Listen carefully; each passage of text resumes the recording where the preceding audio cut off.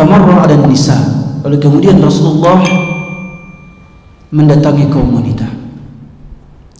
Faqala, lalu bersabda, ya ma'syaran nisa, wahai sekalian kaum wanita, tasaddaqna, bersedekahlah. Dalam riwayat Muslim dari jalur Ibn Had, dari Abdullah ibn Dinar, dari Abdullah ibn Umar radhiyallahu anhum, Rasulullah bersabda, tasaddaqna wa aktsirna al-istighfar, bersedekahlah dan perbanyaklah istighfar. Bersedekahlah dan perbanyaklah istighfar. Fa inni uritukunna aktsara ahli an-nar, karena saya diperlihatkan bahwa kalian wahai kaum wanita merupakan mayoritas penduduk penghuni neraka.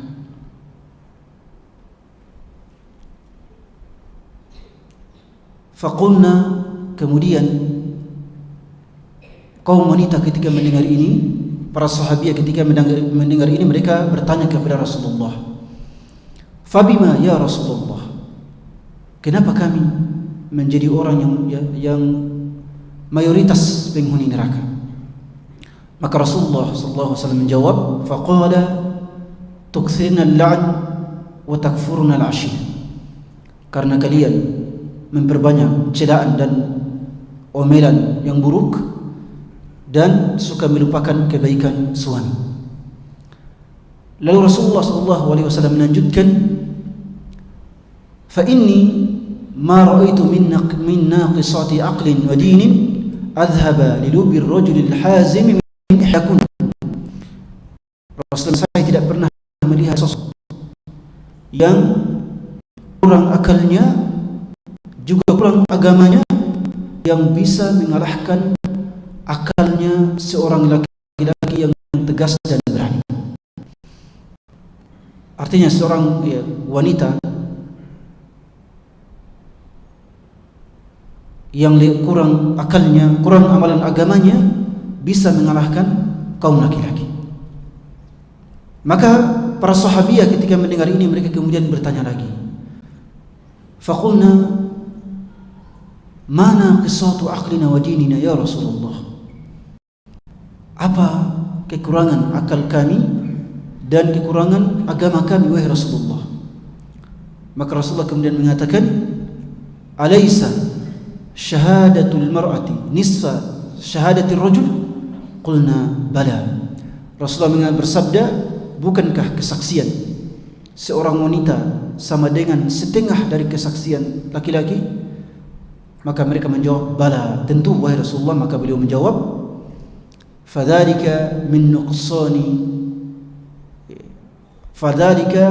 nuqsani aqliha, ya, maka itulah bentuk atau salah satu bentuk kekurangan akalnya wanita. Kemudian Rasulullah mengatakan, alaysa idza hadat lam tusalli wa lam tasum, bukankah kaum wanita kalau sudah haid dia tidak lagi salat dan tidak puasa? Mereka menjawab, bala, ya tentu wahai Rasulullah. Maka beliau mengatakan, fadzalika min nuqsani diniha, itulah kekurangan agamanya ketika haid, dia tidak lagi bisa beramal saleh di dalam bentuk salat ataupun puasa. Hadis ini diriwayatkan oleh Al-Bukhari dari jalur Abu Sa'id Al-Khudri dan juga Imam Muslim dari jalur Abdullah ibn Umar dan juga para ahli hadis yang lain. Permulaan hadis ini, Rasulullah mengatakan kepada kaum wanita, tasaddaqna wa aktsirna al-istighfar, bersedekahlah dan perbanyaklah istighfar, karena diperlihatkan kepadaku bahwa kalian wahai kaum wanita adalah mayoritas penduduk penghuni neraka.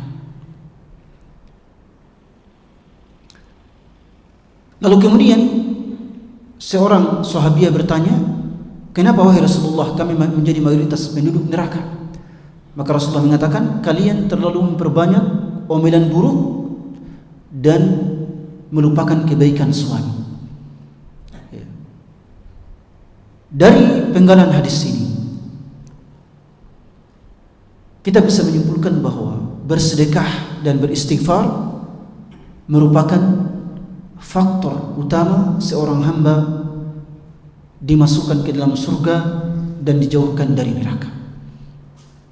Rasulullah mengatakan bersedekahlah dan perbanyaklah istighfar, karena saya melihat kalian mayoritas penghuni neraka. Artinya supaya kalian tidak termasuk dalam golongan yang mayoritas yang menjadi para penghuni neraka. Untuk menghindari ini maka perbanyaklah sedekah dan perbanyaklah istighfar. Perintah ini secara khusus ditujukan oleh Rasulullah kepada kaum wanita. Kenapa kepada kaum wanita? Padahal kaum laki-laki juga butuh bersedekah, butuh beristighfar agar tidak masuk neraka. Rasulullah mengkhususkan perintah ini kepada kaum wanita demi untuk memotivasi mereka dengan motivasi yang lebih besar, dengan motivasi yang lebih tinggi, agar mereka tidak menjadi penghuni neraka yang mayoritasnya adalah kaum wanita. Yang pertama adalah sedekah. Ya, sedekah dengan segala keutamaannya ya sangat luar biasa. Ya, dan kaum wanita memang hendaknya memperbanyak sedekah. Kita laki-laki juga perlu memperbanyak sedekah. Tetapi hal ini Rasulullah lebih tekankan kepada kaum wanita. Kenapa kepada kaum wanita secara khusus? Karena kaum wanita memiliki dua tabiat. Yang pertama, suka mengomel dengan omelan yang buruk.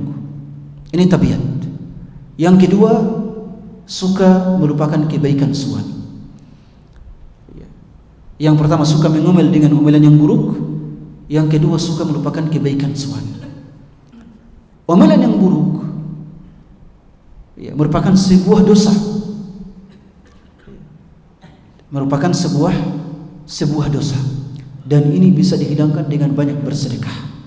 Ini bisa dihilangkan dengan dua amalan. Yang pertama banyak bersedekah, yang kedua banyak beristighfar.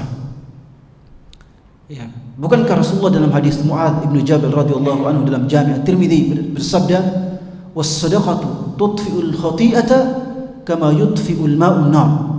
Sedekah itu menghapus dosa-dosa sebagaimana air memadamkan api. Jadi sedekah ini menghapuskan dosa-dosa, dan ini lebih ditujukan kepada kaum wanita. Juga dalam hadis yang lain Rasulullah mengatakan, ya, dalam hadis walaupun dalam hadis sanadnya ya diperselisihkan apakah sahih atau dhaif, was-sadaqatu tudfi'u ghadabar rabb. Ya, sedekah itu memadamkan kemurkaan Allah Subhanahu wa taala. Ya, jadi yang namanya sedekah itu bisa menghapus dosa-dosa kita. Ya, yang namanya sedekah bisa menghapus segala dosa kita, dan sedekah itu disamakan oleh Rasulullah SAW dalam hadis ini dengan istighfar. Istighfar bisa menghapuskan dosa-dosa. Tapi apakah keduanya hanya bisa menghapuskan dosa-dosa? Ya, tentu tidak hanya itu. Sedekah dan istighfar merupakan dua faktor yang mendatangkan kebahagiaan. Sedekah dan istighfar merupakan dua faktor yang bisa mendatangkan kebahagiaan. Orang yang bersedekah secara lahir, secara tampak hartanya berkurang, tapi secara tersirat ya, hartanya bertambah. Entah Allah tambahkan hartanya di akhirat ataupun Allah tambahkan hartanya di dunia. Ya, Rasulullah dalam Sahih Muslim dari hadis Yaqub bin Abdurrahman Al-Kharqi dari ayahnya dari Abu Hurairah radhiyallahu anhu bahwa beliau bersabda, "Ma naqasat sadaqatun min mal." Sedekah harta itu tidak akan pernah mengurangi harta kita. Sedekah harta tidak akan pernah mengurangi harta kita, bahkan menambah keberkahannya. Ya, bahkan menambah keberkahannya. Ya, lanjutan hadisnya, "Wa ma zadallahu 'abdan bi'afwin illa 'izza." Ya, Allah tidak akan menambah ya rasa maaf pada seorang hamba kecuali kemuliaan. Ya, "Wa ma tawadha'a ahadun lillahi illa rafa'ahu Allah." Dan tidaklah seorang hamba tawadhu, rendah hati karena Allah, melainkan Allah akan mengangkat derajatnya. Jadi sedekah ini sangat urgen bagi kita semua, terutama bagi seorang wanita. Dan istighfar ini sangat urgen bagi kita semua. Ya, bahkan Rasulullah SAW yang merupakan seorang nabi yang telah diampuni dosanya oleh Allah, masih beristighfar dalam sehari 100 kali. Dalam riwayat yang lain dalam sehari 70 kali. Apalagi kita semua. Oleh sebab itu, sedekah dan istighfar ini mesti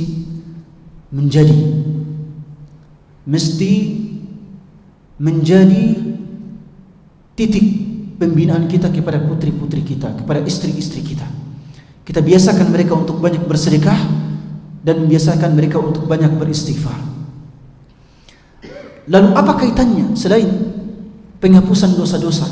Apa kaitannya sedekah dan istighfar dengan memperbanyak amalan dan melupakan jasa-jasa suami? Apa kaitannya? Kaitan antara sedekah dan istighfar dengan banyak amalan serta tidak mau berterima kasih kepada suami, kaitannya terdapat pada perubahan karakter, terdapat pada perubahan karakter, bahwa sedekah dan istighfar itu bisa merubah karakter seorang hamba.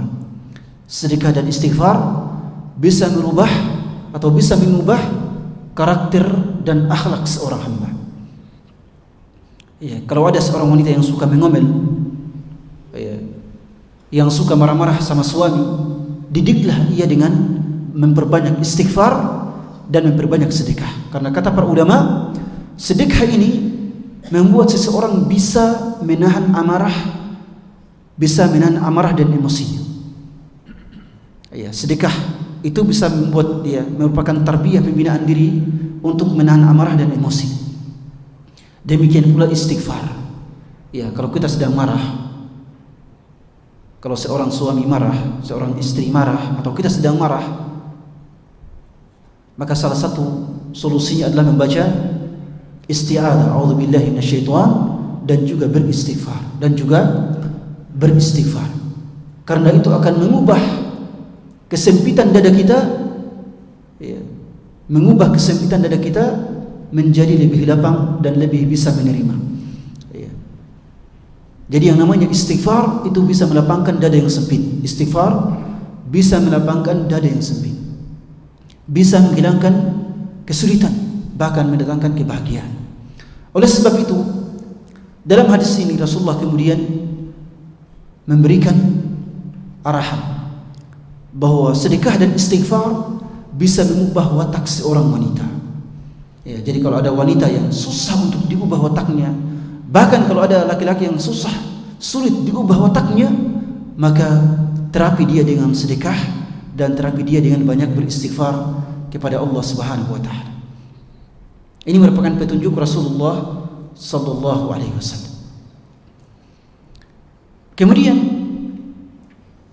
Rasulullah bersabda, "Wahai kaum wanita, saya tidak pernah melihat ada sosok yang kurang akalnya, kurang agamanya, tapi ia bisa mengalahkan ketegasan, keberanian seorang laki-laki.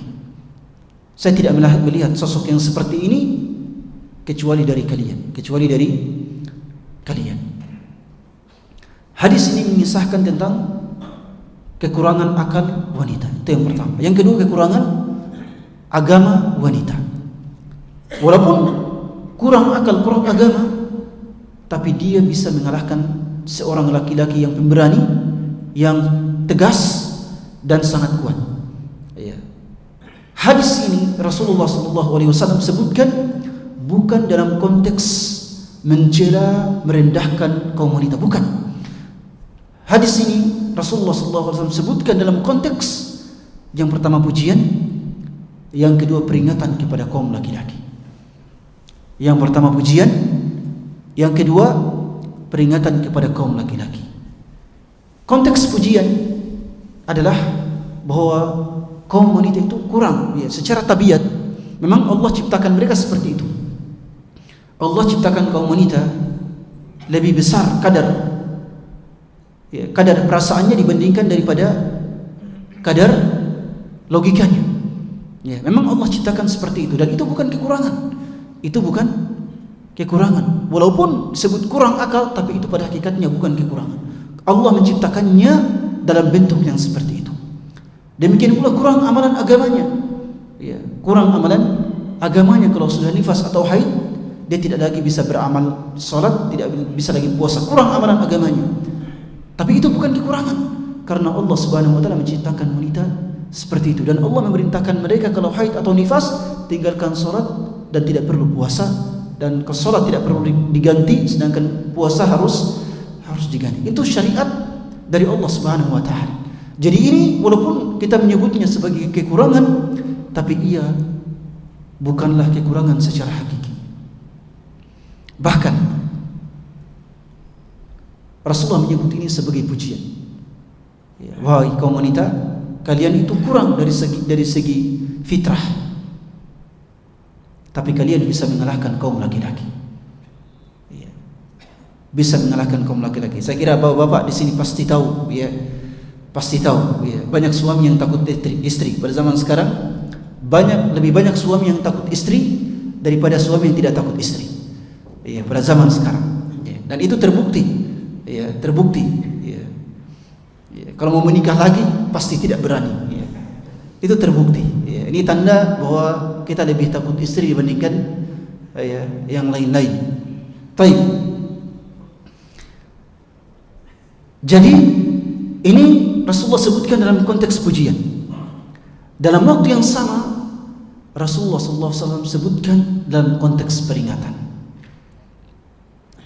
Wahai kaum laki-laki, hati-hati, hati-hati kalian,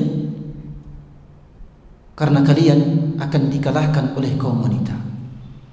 Kalau dikalahkan dalam persoalan yang positif, itu merupakan hal yang baik.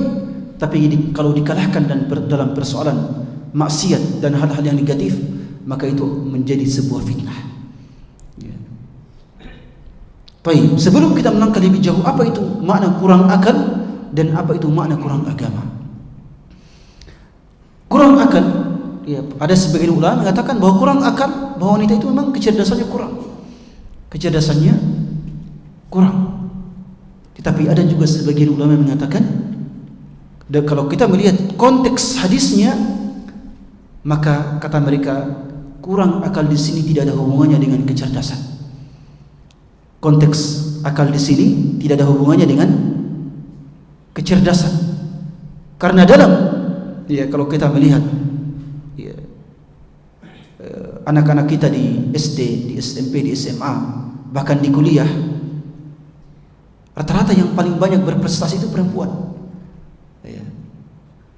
Saya mengajar misalnya di beberapa kelas akhwat dengan kelas ikhwah. Kalau kelas akhwat yang mumtaz, yang memiliki nilai yang nilai yang baik, atau nilai yang istimewa, itu bisa di atas 15. Tapi kalau kelas ikhwah, paling cuma 6, paling cuma 7.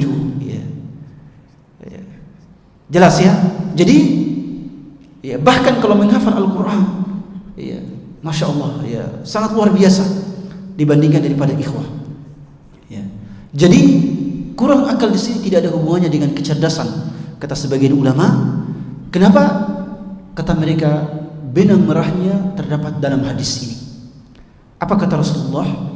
Kekurangan akalnya wanita, pertama, dia bisa mengalahkan akalnya seorang laki-laki yang pemberani dan tegas, rajul hazim, bisa mengalahkan kaum wanita.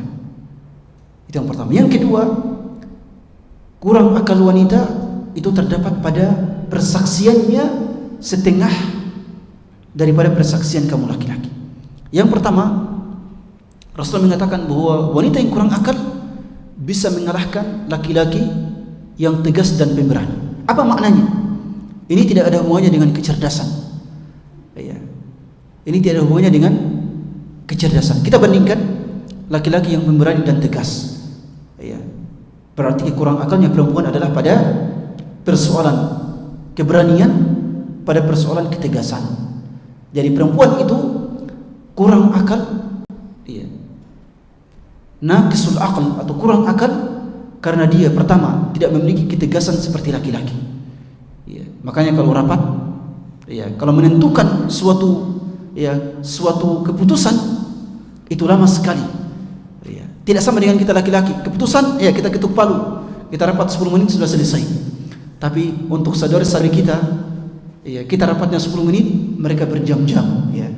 Karena untuk menentukan, ya, keputusan secara tegas itu bagi mereka sangat, ya, sangat sulit. Dan itu sudah merupakan sifat wanita untuk pelin-pelan. Untuk apa?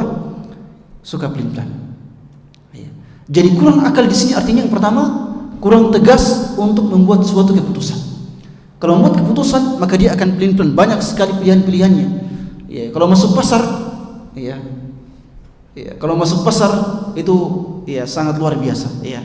Beda dengan kita laki-laki, sudah memutuskan langsung, ya, tidak pelin-pelan. Ini merupakan bentuk kekurang akalan perempuan. Ini merupakan bentuk kekurang akalan perempuan dan tidak ada hubungannya dengan kecerdasan. Itu yang pertama. Yang kedua, tadi Rasulullah sebutkan terkait dengan persaksian. Kesaksian wanita itu kan dihitung setengah dari kesaksian laki-laki. Sebagaimana dalam surah Al-Baqarah dalam ayat utang dari Al-Baqarah 282 kalau tidak salah, ya, Rasulullah mengatakan wastashhidu syahidaini min rijalikum fa illam yakuna rajulaini farajulun wa imra'atani mimman tardawna min asy-syuhada' tadilla ihdahuma fatudzakkira ihdahuma al-ukhra. Ya, Allah mengatakan ambillah saksi dari dua laki-laki. Ya, jadi saksi dalam persoalan utang piutang, dalam persoalan pembunuhan, dalam persoalan pencurian, perampokan. Saksi itu kaum wanita itu dihitung setengah kesaksiannya. Jadi kalau laki-laki cukup satu, maka perempuan harus dua. Apa sebabnya? Antadilla ihdahuma fatudzakkira ihdahuma al-ukhra. Karena perempuan itu ingatannya pada hal-hal yang menakutkan sangat tidak bisa diharap, tidak bisa dijadikan patokan. Perempuan ingatannya pada hal-hal yang menakutkan, pada hal-hal yang sensitif itu tidak bisa dijadikan sebagai patokan. Ya. Misalnya terjadi pembunuhan, maka dalam Islam saksi dari perempuan harus dua, harus dua untuk menyamai kesaksian satu laki-laki. Kenapa? Karena perempuan untuk melihat hal-hal yang menakutkan itu pasti menutup mata terlebih dahulu. Ya. Kalau kita laki-laki ya tidak demikian. Ya, secara mayoritas. Ya. Ya. Demikian pula pada persoalan utang piutang. Perempuan itu terkait dengan kesaksiannya, ya, untuk mengingat hal-hal yang, ya, detail terkait dalam misalnya akad dan sebagainya, itu bagi mereka, ya, lumayan ribet, maka harus, ya, kesaksian mereka itu 2:1 dengan kaum laki-laki. Ya, jadi dari sisi inilah, ya, kaum wanita juga dianggap sebagai, ya, orang yang kurang akal. Ya, sebagai orang yang kurang akal dan sama sekali tidak ada hubungannya dengan kuatnya hafalan, tidak ada hubungannya dengan kekuatan, ya, logika, tidak ada hubungannya dengan, ya, misalnya prestasi, tidak ada. Ya. Ya, jadi makna kurang akal di sini adalah yang pertama kekurang tegasan dalam mengambil keputusan, dan yang kedua kekurang beranian, dan yang ketiga kekurang hati-hatian. Perempuan itu kurang hati-hati. Iya. Ya, saya pernah cerita waktu awal-awal pembolehan kaum wanita menyetir di Arab Saudi. Hampir setiap hari saya melihat bagaimana kaum wanita itu ternyata tidak hati-hati dalam menyetir. Ya. Hampir setiap hari.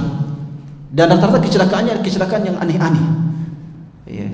Kecelakaan yang aneh-aneh. Ya. Dan ketika wanita dibolehkan untuk menyetir, saya baru melihat dia di jalan tol cuma larinya 40 km per jam. Ya. Orang yang lari di Arab Saudi 40 km per jam itu bisa ditabrak, ya. Ya. Itu langsung ditabrak, ya. Karena orang larinya 120, 140, ya. Ya. Itu langsung ditabrak. Ya, larinya 100, ya, karena larinya 40 dan rata-rata begitu, ya. Rata-rata begitu kebanyakannya. Akhirnya, ya, terpaksa harus macet, ya. Intinya adalah apa? Kurang hati-hati. Iya. Jadi itulah kekurangan akalan perempuan. Jadi kurang akal, ya, naqisul aql dalam bahasa Arab itu adalah yang pertama ghairu hazim, bermakna tidak tegas dalam mengambil keputusan. Ya. Yang kedua, kurang berani. Ya. Kurang berani, dan ketiga, kurang hati-hati. Kurang hati-hati. Ya. Itu makna kekurangan akal. Ya. Kemudian yang kedua adalah kekurangan agama, kurangnya agama kaum wanita. Rasulullah sudah jelaskan dalam hadis ini. Kurang agamanya karena kalau sudah haid dan nifas, maka dia tidak lagi salat, tidak lagi puasa. Bukankah kalau dia haid, dia tidak lagi salat dan tidak puasa? Ya, memang seperti itu. Ya, kalau dia haid 7 hari, dia tidak salat 5 waktu berapa kali? 7 kali 5, 35 kali salat. Kita laki-laki, masya Allah, tetap salat 30 tanpa henti. Ya, tanpa henti. Artinya dia memiliki kekurangan dalam beramal. 35 kali salat. Belum lagi salat sunnah. Salat sunnah. Ya, taruhlah kalau dalam keadaan suci dia salat 5 waktu, dan salat sunnah itu kita hitung misalnya 150 kali. Ketika dia haid 7 hari, dia harus tinggalkan 150 kali salat. Kalau kita jalannya salat terus, salat kita jalan terus, tidak berhenti. Inilah makna apa? Kurang agama, maknanya apa? Kurang amalannya. Apalagi kalau sudah nifas. Apalagi kalau sudah nifas 40 hari. Ya, ini lebih-lebih lagi. Ya, tidak puasa. Tidak puasa dan tidak sholat. Kalau sholat kan tidak perlu diganti. Kalau puasa, ya perlu diganti. Kalau puasa perlu diganti, tapi banyak kaum wanita tidak bisa mengganti puasanya. Ya, karena ya banyak di antara mereka hamilnya tiap tahun. Ya, hamilnya tiap tahun. Ya, kalau bukan puasa dikenai oleh hamilnya, maka dikenai oleh nifasnya. Kalau bukan puasa itu pas hamilnya, maka pas nifasnya. Ini banyak ini yang setiap tahun. Akhirnya tidak lagi puasa, bahkan mengganti pun sudah tidak lagi mampu. Akhirnya cukuplah pakai fidyah. Ini kekurangan amalan dari kaum wanita. Dan bukan berarti agama mereka kurang, tidak. Banyak di kalangan kaum wanita ibadahnya lebih banyak dibandingkan kita yang laki-laki. Ya. Tapi di sini Rasulullah mengatakan kekurangan amalannya kalau sudah haid dan nifas, sudah tidak lagi salat dan beribadah dengan salat atau puasa. Bahkan para ulama kemudian berbeda dalam 2 pandangan. Kalau wanita itu haid, wanita itu nifas, apakah pahala salat yang dia tinggalkan dituliskan untuknya atau tidak dituliskan untuknya? Ya, kita kan kalau kita misalnya sholat sunnah rawatib terus, lalu kita sakit, tidak bisa sholat sunnah rawatib, bukankah sholat sunnah rawatib kita itu pahalanya jalan terus? Ya, pahalanya jalan terus. Ini disebutkan dalam Sahih Al-Bukhari dalam hadis Abu Musa Al-Asy'ari radhiyallahu anhu. Idza amila ibnu Adam amalan thumma marida aw safar kutiba lahu ala ma kana min al-amal. Kalau seorang ibnu Adam itu beramal saleh, lalu kemudian dia sakit atau safar sehingga tidak bisa beramal saleh, ya, karena sakit atau safar, maka amalan saleh yang dia rutinkan sebelumnya itu tetap dituliskan pahalanya untuknya. Baik, kita kemudian kembali kepada wanita haid atau nifas.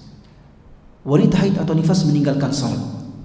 Dia sebelumnya rutin salat 5 waktu, rutin qiyamul lail, rutin salat duha, rutin salat sunnah rawatib. Tiba-tiba haid. Apakah salat-salat yang dia tinggalkan dituliskan pahalanya untuknya atau tidak? Para ulama berbeda dalam 2 pendapat. Pendapat pertama mengatakan tidak dituliskan karena itu sudah syariat Allah. Pendapat yang kedua dan dikuatkan oleh beberapa ulama seperti At-Tarifi hafizahullah taala, beliau mengatakan wanita haid yang meninggalkan salat, ya salat 5 waktu, salat rawatib, salat duha, qiyamul lail, dia tetap dituliskan baginya pahala salat secara sempurna. Pahala salat secara secara sempurna. Jadi kalau dituliskan pahala sholat secara sempurna, yang kurang cuma amalannya, tapi pahalanya tidak kurang. Yang kurang cuma amalannya, sedangkan pahalanya tidak kurang. Jadi kurang agama kaum wanita bermakna kurang amalannya, kurang amalan agamanya. Tapi tidak bermakna bahwa dia kurang utama dibandingkan daripada kaum laki-laki. Tidak, tidak demikian. Jadi sabda Rasulullah SAW, kurang akal dan kurang agama sama sekali bukan celaan dan penghinaan terhadap kaum wanita, tetapi dia adalah yang pertama pujian, dan yang kedua peringatan kepada kaum laki-laki. Peringatan kepada kaum laki-laki, jangan sampai kita kaum laki-laki ini dikalahkan oleh kaum wanita dalam hal-hal yang negatif, dalam hal-hal kemaksiatan. Ya, kalau kita dikalahkan dalam hal-hal yang positif, itu tidak ada problem. Tidak ada problem. Tapi kalau dikalahkan dalam persoalan maksiat, dalam persoalan yang negatif, maka itu sangat berbahaya. Dan banyak para pemuda-pemudi zaman sekarang, bahkan banyak bapak-bapak pada zaman sekarang, dikalahkan oleh kaum wanita. Dikalahkan oleh kaum wanita dalam konteks yang negatif. Kalau bukan dikalahkan oleh istri, tetangga, maka dikalahkan oleh para gadis.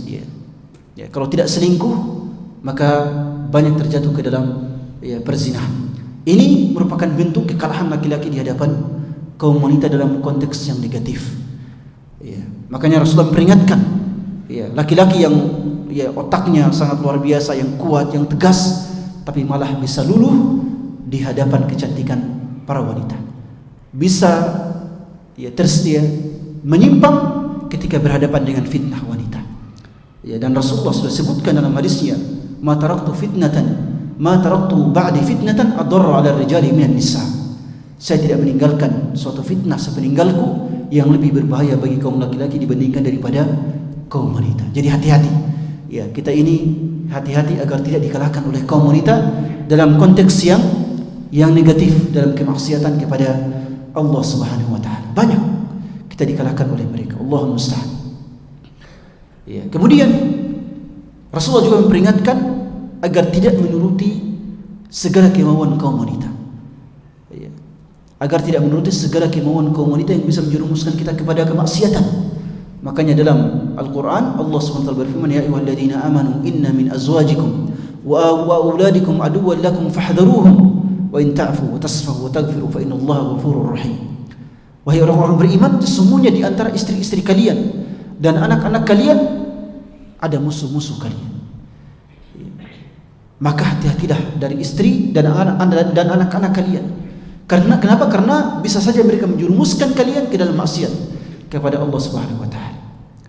Makanya para ulama menyatakan para istri dan anak-anak kita menjadi musuh kita kalau mereka menjadi penyebab kita untuk bermaksiat kepada Allah Subhanahu wa taala.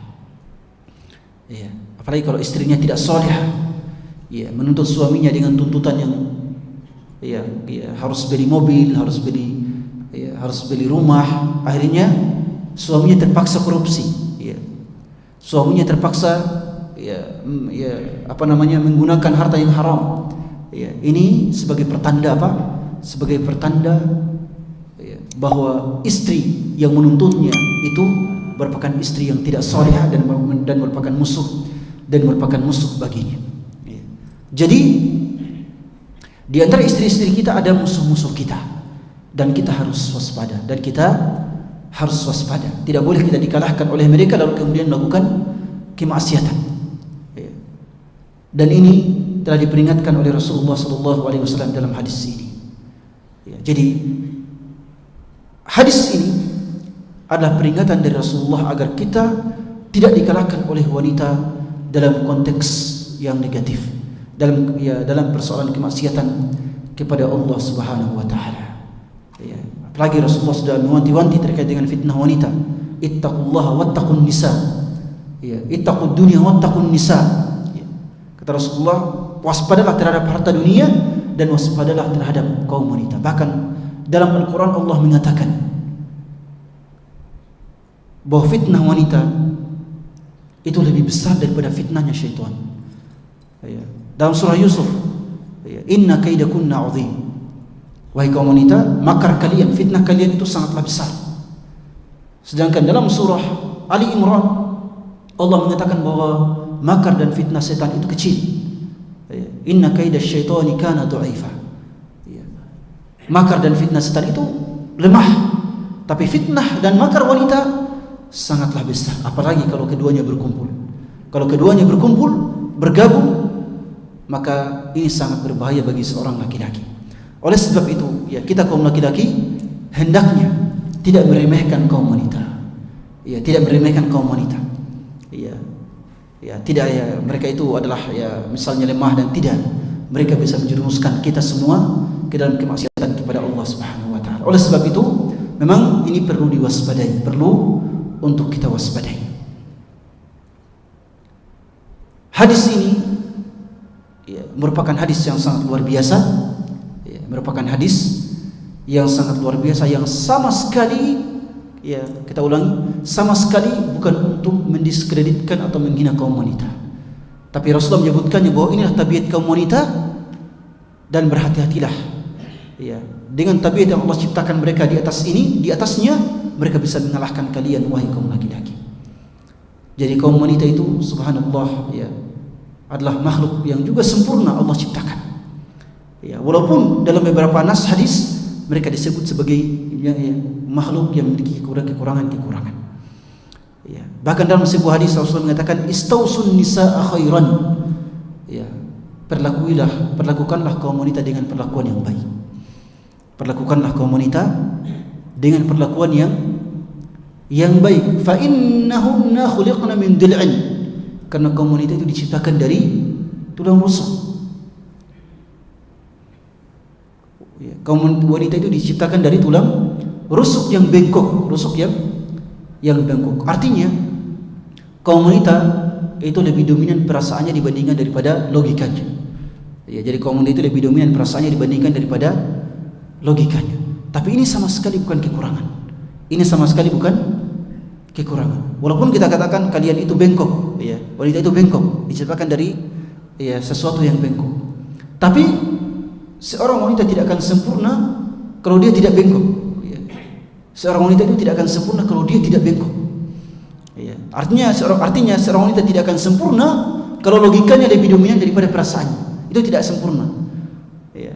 Dia memang Allah ciptakan agar perasaannya lebih dominan daripada logikanya. Itu kaum wanita. Artinya dia disebut sebagai bengkok. Itu makna daripada bengkok. Tapi itulah kesempurnaannya. Ya. Para ulama mengatakan, ya, laksana busur panah. Ya, busur panah itu kalau lurus sempurna atau tidak? Kesempurnaan busur panah itu harus bengkok. Kesempurnaan busur panah itu harus bengkok. Demikian pula kesempurnaan para wanita. Harus bengkok. Harus dominan perasaannya dibandingkan daripada logikanya. Dengan dominannya perasaan pada diri wanita, maka dia bisa memelihara, mendidik, menyusui, begadang demi putra-putrinya. Sedangkan kita ya, logika yang main, ya. Kita tidak bisa memelihara anak-anak kita, ya. Istri kita bisa sabar dengan anak yang menangis selama 1 jam. Dia bisa sabar karena perasaannya yang main, ya, perasaannya yang lebih dominan. Kalau anak kita menangis 10 menit, ya langsung melarikan diri, ya. Ya, itu karena kita yang lebih dominan adalah logika, bukan perasaan. Ya. Jadi ya, hadis-hadis yang menggambarkan bahwa wanita itu, atau yang secara tampak bahwa wanita itu kurang, itu tidak bisa dipahami bahwa itulah kekurangan. Ya, itulah apa? Tidak bisa dipahami bahwa hadis-hadis ini adalah penghinaan dan kerendahan kaum wanita, tidak. Ya. Tapi hadis-hadis ini dipahami bahwa Allah memang menciptakan mereka dengan tabiat seperti itu. Allah memang menciptakan mereka dengan tabiat seperti itu. Hanya saja tabiat ini bukan kekurangan, tapi kelebihan pada diri wanita. Kelebihan pada diri wanita yang seandainya hal ini ada pada diri laki-laki, maka itu sebuah kekurangan. Kalau pada diri seorang laki-laki lebih dominan perasaan daripada logika, maka itu sebuah kekurangan. Sebuah kekurangan. Kalau ada laki-laki yang takut darah, maka itu kekurangan. Maka itu kekurangan. Iya. Iya. Tapi kalau pada wanita itu kelebihan. Pada wanita itulah kelebihan. Ya. Jadi inilah penjelasan singkat dari hadis yang mulia ini. Hadis yang diriwayatkan oleh Bukhari Muslim, ya, oleh Bukhari rahimahullahu taala dari Abi Sa'id Al-Khudri radhiyallahu taala an, dan juga Imam Muslim dari sahabat Abdullah ibnu Umar radhiyallahu taala anhuma. Ya, barakallahu fikum wa jazakumullahu khairan. Ya, kalau ada pertanyaan dipersilahkan. Ya. Ada pertanyaannya?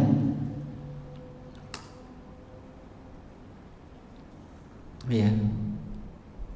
Silakan kalau ada pertanyaan. Ya, biasanya ada pertanyaan atau tidak ada? Ya, ada ya biasanya. Iya? Setelah mati ya. Kalau malam Ahad tidak ada pertanyaannya. Iya, barakallahu fikum. Ya, kalau ada pertanyaan dipersilahkan. Iya.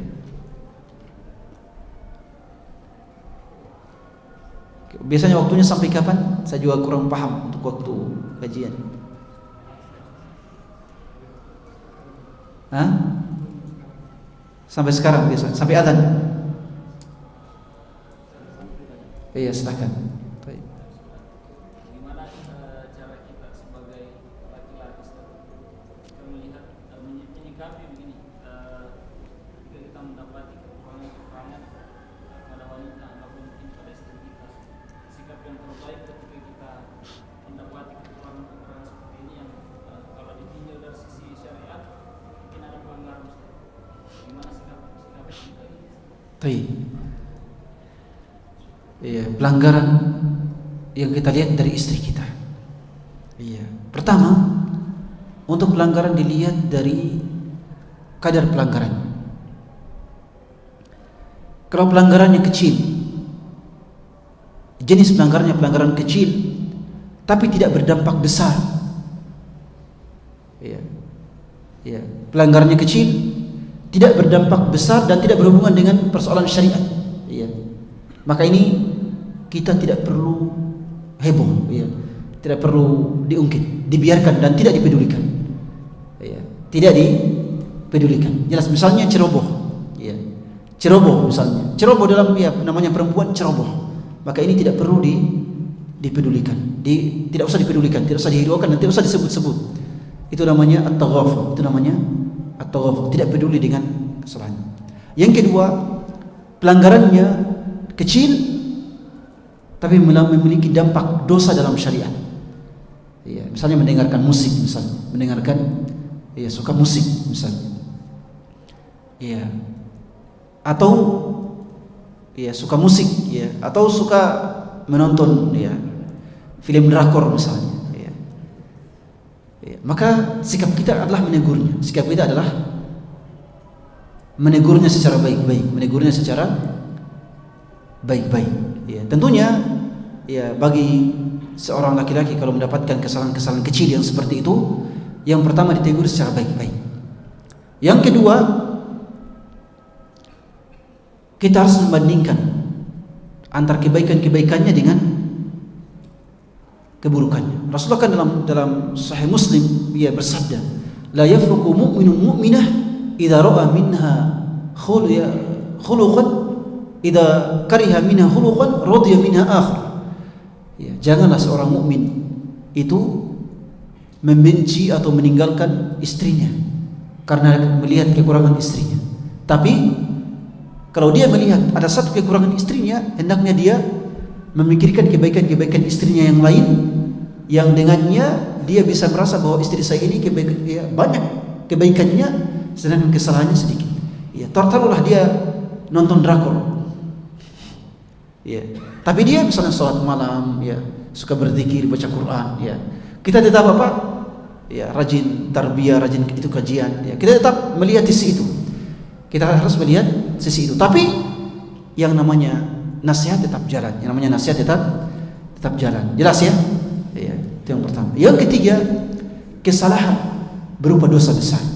Kesalahan berupa dosa besar. Kesalahan berupa dosa besar memang kalau sudah dosa besar, memang kita harus tegas. Kita harus tegas terhadap istri. Kalau sudah berurusan dengan dosa besar, ya. Kalau berurusan dengan dosa besar, memang harus kita sebagai suami harus tegas. Misalnya apa? Meninggalkan sholat 5 waktu. Ya, ini sudah dosa besar. Ya, dan kita harus tegas pada persoalan ini. Ya. Suka membuka auratnya, ya, membuka auratnya. Nah, ini sudah persoalan dosa besar. Kalau sudah persoalan ini, maka kita harus tegas. Ya. Ya, kita tegas. Ya. Kamu harus tidak boleh melanggar. Ini dosa besar. Ya. Ya. Tapi kalau sudah berkaitan dengan dosa besar, maka suami bisa diberikan 2 pilihan. Ya. Antara tetap sabar untuk menasihatinya atau menceraikannya. Kalau sudah berurusan dengan dosa yang besar, ya sudah disuruh pakai jilbab, menutup aurat, malah tidak mau. Disuruh untuk melaksanakan sholat, malah tidak mau. Ya. Bahkan kalau dosa besarnya terkait dengan perselingkuhan, ya itu lebih-lebih lagi. Suami diberikan 2 pilihan, antara bersabar untuk mendidiknya atau langsung menceraikannya. Jelas ya, ini ada 3 jenis kesalahan. Ada 3 jenis kesalahan yang perlu seorang laki-laki menyikapinya sesuai dengan kesalahan, sesuai dengan kadar kesalahan tersebut. Ya. Barakallahu fikum. Ya, semoga bisa jelas insyaallah taala. Ya. Ya, silakan. Berarti kalau seorang wanita yang memiliki sifat tegas dan kuat, apakah dia punya kelebihan? Berbeda kelebihannya. Karena ada begitu terkadang kulihat laki-lakinya yang agak kayak malas, artinya tidak terlalu ada, tapi istrinya yang memang kuat dan tegas. Dan terkadang kan seorang bapak juga kan, kalau persoalan anak-anak itu terkadang kan yang kita lihat bahwa wanita istri kan itu punya perasaan, tetapi di sisi lain terkadang dia tegas dibanding suaminya, bapaknya. Kalau bapak kan terkadang dia banyak di luar, lebih banyak di luar dibanding dia. Terkadang masalah perasaannya lebih dominan juga, karena kalau saya tegas dari saya punya anak dan keras, saya kan jarang sama saya punya anak, malah justru istri yang tegas. Apakah seorang istri yang punya seperti itu punya kelebihan? Dianggap kelebihan. Dan terakhir yang tadi, kalau kita bilang bahwa seorang suami itu tidak punya lebih akalnya dan tidak dominan perasaannya, lebih banyak mungkin tapi bagaimana tadi kalau seorang suami yang memiliki sifat merasa sang anak, apakah dia kekurangan atau kelebihan? Baik, barakallahu fiik. Ini pertanyaan yang bagus. Ya, tentunya mayoritas laki-laki seperti yang kita sebutkan sifatnya, dan mayoritas perempuan seperti yang kita sebutkan. Kalau seandainya terbalik, maka itulah sebuah kekurangan. Kalau seandainya terbalik, maka sebuah kekurangan. Apalagi terjadi dalam rumah tangga, seorang suami lembek sedangkan istri yang tegas. Ini merupakan sebuah kekurangan. Ini merupakan sebuah kekurangan. Kenapa kekurangan? Karena Allah berfirman, "Ar-rijalu qawwamuna 'alan nisa." Laki-laki harus menjadi pemimpin dalam rumah tangga. Iya. Tapi kalau pemimpin malah dikalahkan oleh wanita, ini kekurangan. Ini kekurangan. Iya. Bagaimana kalau dengan wanita yang tegas? Ini juga kekurangan. Ini juga kekurangan. Ya. Jadi dalam sebuah rumah tangga, memang rumah tangga yang ideal itu adalah memang laki-laki menjalankan fungsinya sebagai seorang kepala rumah tangga. Persoalan ketegasan, laki-laki harus nomor 1 di rumah. Persoalan keputusan, laki-laki harus nomor 1 di rumah. Persoalan keseganan, laki-laki harus nomor 1 di rumah. Dan inilah yang kita pelajari dari orang tua kita. Ayah saya dulu, gelasnya saja saya kira juga tidak bisa diminum oleh anak kecil. Anak kecil tidak boleh minum dari gelasnya. Ini tentunya mungkin sebuah pembinaan zaman dulu, tidak bisa kita lakukan pada zaman sekarang. Tapi ini menunjukkan ketegasan bagaimana mereka dulu, keseganan, ketegasan, keputusan itu memang benar-benar dari seorang laki-laki. Ini kesempurnaan. Ini kesempurnaan. Adapun kasih sayang, ucapan cinta itu lebih dominan dari ibu. Itu pada zaman dahulu. Pada zaman dahulu ketika para suami tidak takut istri. Ya. Tapi pada zaman sekarang semuanya berubah. Ya. Pada zaman sekarang semuanya berubah. Allahul musta'an. Ya. Jadi ya itu sebuah kekurangan dalam rumah tangga. Tetapi kita katakan bahwa bukan berarti rumah tangga itu tidak bahagia, tidak. Ya. Ya, tapi itu sebuah kekurangan, Ya. Jadi ya, kita laki-laki yang masih ya tidak bisa membuat keputusan dalam di rumah, usahakan harus bisa membuat keputusan di rumah. Ya. Karena itu tugas kita, ya, itu tanggung jawab kita. Ya. Kalau tidak berani membuat ya, atau anak-anak kita lebih segan pada ibunya daripada kita, itu berbahaya. Ya, mereka harus lebih segan kepada kita daripada ibunya. Ya. Saya kira demikian karena kita ini pemimpin, ya, qawwam, ya. Kalau kita sudah kehilangan itu berarti kita kehilangan qawwam, kehilangan kepemimpinan dalam rumah tangga. Ya. Tentunya saya katakan ini kalau ada yang terjadi seperti itu bukan berarti tidak bahagia, tidak. Ya, tapi artinya ada kekurangan di situ, ada kekurangan dalam rumah tangganya. Jelas ya? Ya. Barakallahu fikum wa jazakumullahu khairan. Sekira demikian, semoga kajian singkat kita pada kesempatan yang berbahagia ini bermanfaat. Allahumma inna nas'aluka ilman nafi'an wa amalan mutaqabbala wa rizqan thayyiba. Allahumma innaka 'afuwun karimun tuhibbul 'afwa fa'fu 'anna. Allahumma rabbana ighfir lana wa liwalidina warhamhum kama rabbawna shighara. Allahumma hab lana min azwajina wa dhurriyyatina qurrata a'yun waj'alna lil muttaqina imama. Allahumma la tuzigh qulubana ba'da idh hadaytana wa hab lana min ladunka rahmah innaka antal wahhab. ربنا آتنا في الدنيا حسنة وفي الآخرة حسنة وقنا عذاب النار. سبحان ربك رب العزة عما يصفون سلام على المرسلين والحمد لله رب العالمين. والسلام عليكم ورحمة الله وبركاته.